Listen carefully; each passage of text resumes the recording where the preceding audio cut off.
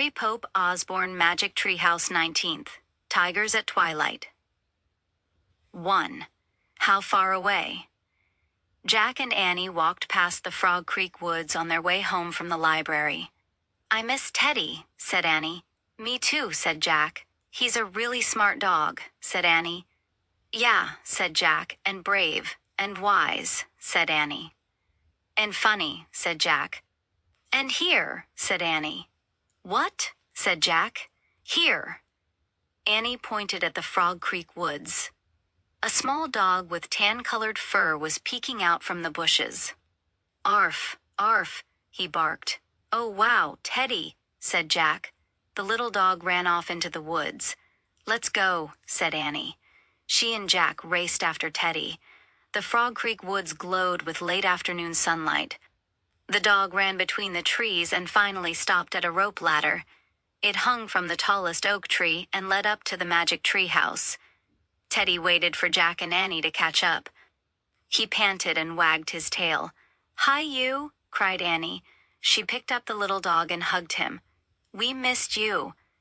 Yes, silly, said Jack. He kissed Teddy. Teddy licked his face.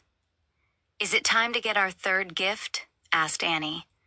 Teddy sneezed as if to say, Of course. Annie grabbed the rope ladder and started up.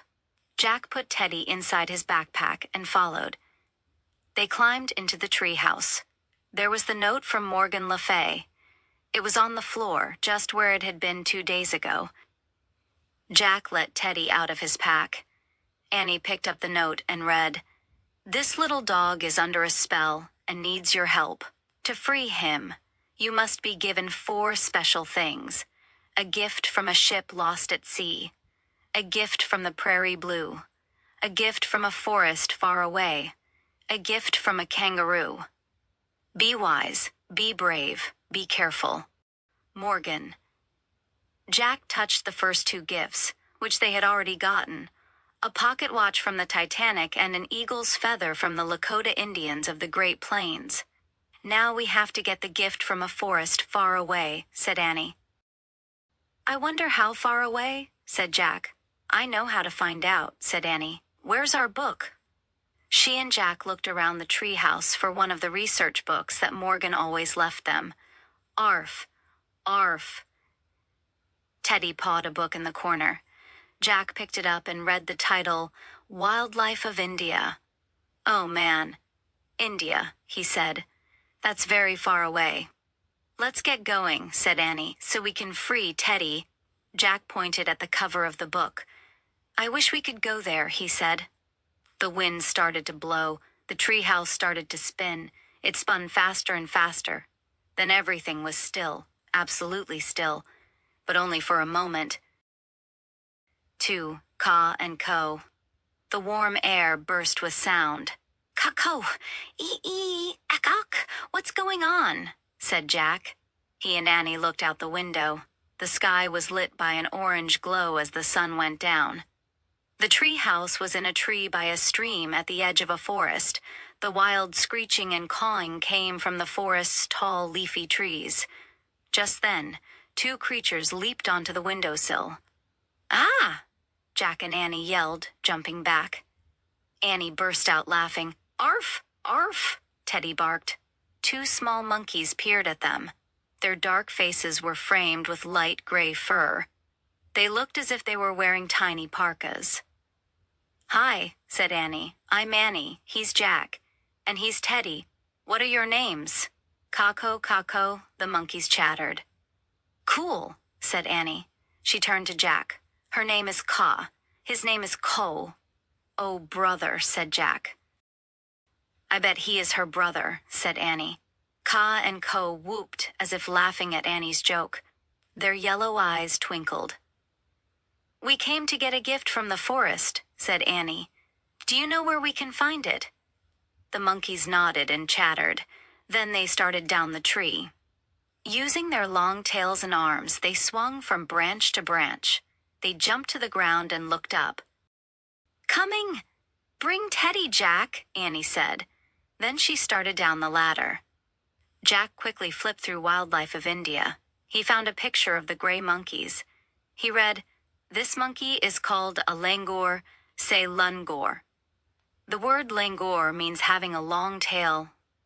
Jack pulled his notebook and pencil out of his backpack. He wrote, "Langur means long tail." Annie's laughter came from below. It blended with the sounds of the forest. "Arf, arf," barked Teddy. Okay, said Jack. He put the book, his notebook, and Teddy into his pack. Then he hurried down the ladder. Annie was playing with the langurs on the stream bank. Jack put Teddy on the ground. Ka bounded over to Jack and grabbed his hand. The langur's paw felt like a tiny human hand. Ka pulled Jack toward the forest. Ko pulled Annie, and Teddy scampered after them. The langurs climbed the huge leafy trees. Then they began swinging from branch to branch, like kids on a jungle gym. Annie dashed beneath the swinging monkeys. Teddy ran after her. Wait, Jack called, hurrying after them all. "Annie, slow down! We don't know anything about this place." The langurs slowed down, as if they understood Jack's words. Jack caught up with Annie. They walked on through the forest. "This is so amazing," said Annie. Jack agreed. The sunset gave the trees a fiery glow. The hot air smelled sweet. Blue peacocks spread their tails. Yellow birds flew from tree to tree. Small deer ate red flowers in a clearing. "It's like paradise," said Annie. "Yeah, but don't forget the title of our book, Wildlife of India," said Jack. "Wildlife means scary animals, too." Jack noticed long, deep gashes in a tree as they walked by. He stopped. "What happened there?" he said. Annie shrugged and kept walking. Jack pulled the book out of his pack. There was a picture of a tree with gashes. He read aloud. "Tigers sharpen their claws on tree trunks. They leave big gashes in the bark." "What?" said Annie. She stopped and looked back at the tree. "See what I mean?" said Jack. "Tigers live here, and one of them just came this way." 3. Life or death. "Tigers?" said Annie. "Cool." Jack read more. "A wild tiger eats almost 5,000 pounds of fresh raw meat a year." "Oh, not so cool," said Annie. Jack went on. "Tigers usually leave elephants alone. And like many smaller cats, tigers often avoid wild dogs." Teddy growled. "Wild dogs, not a shrimp like you," Jack said to Teddy. "A tiger would eat you in a minute." Teddy growled again. Just then, Ka and Ko began hooting. "Coo, coo, coo!" The peacocks cried, "Cock, cock!" The small deer made short barking sounds and stamped their hooves. "What's going on?" said Annie. "We better put Teddy in my pack," said Jack, "to keep him safe." Jack slipped the dog into his pack. Teddy's head poked out the top. "All set?" Jack asked the little dog. Teddy growled again. This time, a deep, fierce growl answered back. It seemed to surround them. Jack's hair stood on end. "Yikes," said Annie. "A tiger," said Jack. "Arf, arf," Teddy barked. Ka and Ko screeched at Jack and Annie from their tree. "They want us to join them," said Annie. "Come on!" She grabbed a branch and climbed up. Jack's hands were shaking as he put his backpack on. He grabbed a branch and pushed off the ground. He pulled himself into the tree. Another growl shook the forest. "Oh man," said Jack. "Coo, coo, coo." The langurs climbed higher up the tree. Jack and Annie followed them, climbing from branch to branch. The sky above was no longer glowing. The bright orange had faded to a twilight gray. Jack looked down. He couldn't see the ground at all. He listened for another scary roar. Only the cries of frightened forest creatures filled the air. "Maybe the tiger's gone," said Annie. Jack glanced at Ka and Ko. The langurs cuddled together. Their dark faces looked worried. "And maybe not," said Jack. "How can we get through the forest without running into him?" said Annie. "That's a problem," said Jack. "And it's getting dark. Soon we won't be able to see anything." Ka and Ko hooted again. They pointed down the tree trunk. "Arf, arf," Teddy barked from Jack's pack. Do they see the tiger? Jack asked, his heart thumping again. He couldn't see anything but leaves and branches. Then, far below, he saw the tree trunk move. A snake, said Annie. The snake was slithering around the trunk. It had black and tan markings. The snake's body was as thick as the tree trunk. A python, breathed Jack. The python kept curling up the tree trunk. Is it poisonous? Asked Annie. Jack pulled out their book. By the last light of day, he found a picture of a python. He read aloud, "The python is not a poisonous snake." Whew, said Annie. Not so fast, said Jack. He read more. To kill its prey, the python squeezes it to death, then swallows it whole. A python can swallow an animal the size of a full-grown deer. Oh, yuck, said Annie.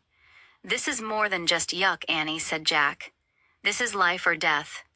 Ka and Co chattered at Jack and Annie. Not now, said Jack. We have to think.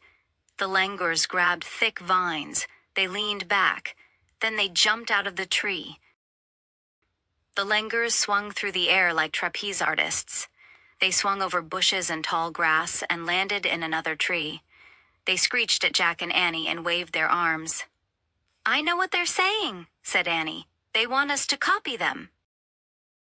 4. Swing time. Annie grabbed a vine. Jack looked back at the python. The giant snake was still winding its way up the tree. It had almost reached their branch. Jack took a deep breath. Then he grabbed a vine, too. Lean back, like Ka and Co did, said Annie. Jack and Annie leaned back. 1, 2, 3, go, said Annie. They swung out of the tree. Jack felt his stomach drop. Air rushed by, leaves and branches slapped at him. Suddenly, the forest shook with a great roar like a flame. A tiger leaped up from the bushes. His yellow eyes blazed. His teeth shone like daggers. His claws barely missed Jack and Annie. Ah, they yelled. The tiger crashed back down into the bushes. Jack and Annie swung into the langura tree. Jack threw one leg around the trunk. He let go of his vine and held on tightly to a branch. Oh, man, he said. He was in shock. The langurs patted him, as if to make sure he was okay. Wow, that was fun, said Annie, sitting on a big branch. Fun? Are you nuts? Said Jack. The swinging was fun, said Annie. The tiger was scary. Just then the tree began to shake. Branches snapped below. Oh no, said Jack. Can tigers climb trees? Asked Annie. Probably, said Jack. He hugged the trunk and squeezed his eyes shut. From below came loud sounds of chewing, smacking, and crunching. Teddy growled. Jack groaned. Now the tiger's eating the tree, he said. Annie burst into laughter. Ka and Co whooped as if they were laughing too. Arf! Arf! Barked Teddy. What? Said Jack, opening his eyes. Look! Annie pointed at the twilight. A thick gray tube was waving in the air. Another snake? Said Jack, horrified. No, an elephant trunk, said Annie. The trunk wiggled near Jack and Annie, as if it were sniffing them. Then it picked leaves from the tree and disappeared. Let's go see, said Annie. With Teddy still in his backpack, Jack followed Annie down to a lower branch. They peered out at the twilight forest. In the gray gloom, they saw a herd of elephants. One stood beneath their tree, eating leaves. Others munched grass. Hey, I've got a really cool idea, said Annie. 5. Night walk. Uh-oh, said Jack. What is it? I know how to escape the tiger, said Annie. Our book said tigers don't attack elephants, right? Yeah, said Jack.